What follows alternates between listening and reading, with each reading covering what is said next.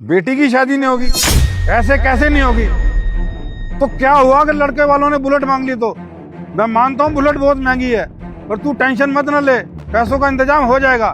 मैं कहीं ना कहीं से पैसों का इंतजाम कर लूंगा। मैं बैंक से लोन ले लूंगा। अगर बैंक ने भी मना कर दिया तो अपने किसी यार दोस्त से उधार मांग लूंगा।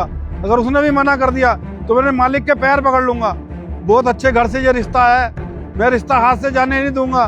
जैसे भी हो मैं पैसों का इंतजाम कर लूंगा। अरे तू रो क्यों रही है? मैं हूं ना। ये किससे बात कर रहे हो फोन पे? अरे साहब, अच्छा मैं तुझसे बाद में बात करता हूँ। साहब जी वो घर से फोन था। मैंने कितनी बार बोला है ड्यूटी पे फोन मत चलाया करो। अरे काम करने के पैसे देते हो या फोन चलाने के? साहब जी बड़ा जरूरी था, इसलिए मेरी बीबी ने मुझे फोन किया।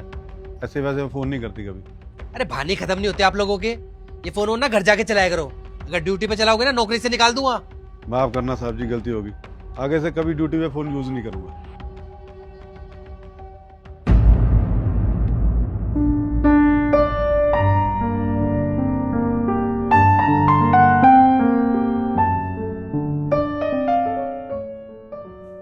जी साहब, आपने बुलाया? हाँ बुलाया। जो आप ये कर रहे हो ना, ये चीजें इस ऑफिस में बर्दाश्त नहीं की जाएंगी। क्या हुआ साहब जी, मुझसे कोई गलती हो गई? सुबह आप फोन पे बात कर रहे थे ना? साहब जी बहुत जरूरी फोन था, इसलिए मैं फोन पर बात कर रहा था। साहब आप मुझे नौकरी से मत निकाल देना। नहीं नहीं, नौकरी से नहीं निकालूंगा। मतलब? रुको मैं आपको बताता हूँ। ये लो, पूरे 2.5 लाख रुपए हैं। इसका क्या करूं साहब जी? इन पैसों से आप एक बुलेट खरीदना और लड़के वालों को देना, जिससे कि आपकी बेटी की शादी नहीं टूटेगी। बुलेट? मैं कुछ समझा नहीं साहब। बस करिए आप। मैं खड़े होके वहां पे सब सुन रहा था। मुझे पता है आपकी बेटी की शादी है और लड़के वाले बुलेट की डिमांड कर रहे हैं और आपके पास पैसे नहीं है। और रही बात गलती की, आपकी गलती ये है कि आपने मुझे बताना जरूरी क्यों नहीं समझा। आप मुझे बता सकते थे ना क्या प्रॉब्लम में हो। साहब जी कैसे बताता मैं आपको, अभी 6 महीने पहले ही तो मेरी यहाँ पे नौकरी लगी है। और 2 लाख रुपए, 2 लाख रुपए तो साहब बहुत बड़ी रकम होती है। और आप मुझ पे भरोसा भी कैसे करते? भरोसा है, मैंने तभी आपको यहाँ पे काम पे रखा हुआ है। और जितने भी लोग यहाँ पे काम करते हैं मुझे सब पे भरोसा है। बिना भरोसे के मैं नौकरी पे नहीं रखता किसी को।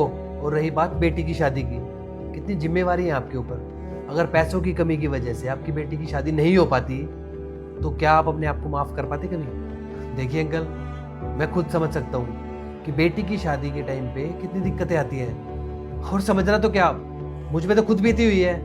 मेरी बड़ी बहन की शादी में भी ऐसे ही कुछ हुआ था। हमारे भी हालात कुछ सही नहीं थे। मैं 14 साल का था जब मेरी बहन की शादी हो रही थी। मेरे पापा के पास भी पैसे नहीं थे। तब हमारे रिश्तेदारों ने, मेरे पापा के दोस्त ने, सबने सहारा लगाया। तब जाके मेरी बहन की शादी हो पाई थी। तब से मेरे पापा ने मुझे बोला हुआ था कि अगर तुझे कभी भी मौका मिले ना किसी की बहन की बेटी की शादी करवाने का, तो तू पीछे मत हटियो। अगर आप मुझे बताते ना तो मैं आपकी मदद जरूर करता, और बिना बताए भी करूंगा। और ये पैसे आपको लौटाने की जरूरत नहीं है, ये आपकी बेटी की शादी के लिए है मेरी तरफ से। लीजिए। बहुत बहुत धन्यवाद साहब। साहब जी मैं आपको सच कहूँ ना, मैंने बहुत सारे लोगों की मदद की, जिन जिन लोगों ने मुझसे मदद मांगी। पर आज जब मुझे उनकी जरूरत पड़ी तो कोई मेरी मदद को आगे नहीं आ रहा है। साहब जी मेरी बेटी की शादी रुक जाती अगर आप मेरी मदद ना करते। साहब जी आप मेरे लिए भगवान हो, आपने मेरे ऊपर बहुत बड़ा एहसान किया है। आपका बहुत बहुत धन्यवाद। अंकल ऐसा भी कुछ नहीं कर दिया मैंने, आपकी मैंने छोटी सी मदद की है। आप हमारे यहाँ पे काम करते हो, इतना तो फर्ज बनता है ना हमारा। सर, सुबह जिस तरीके से आपने उन पे गुस्सा किया, मुझे तो नहीं लगा था कि आप उनकी मदद करोगे। मुझे तो लगा कि आप उन्हें नौकरी से ही निकाल दोगे। अरे ऐसे कैसे नहीं करूंगा अंकल, आप अपनी बेटी की शादी धूमधाम से करिए। और अगर किसी भी चीज की जरूरत हो तो मुझे बताइएगा। और ड्यूटी पे आने की जरूरत नहीं है जब तक आपकी बेटी की शादी ना हो जाए। जी साहब जी, भगवान आपको हमेशा खुश रखे।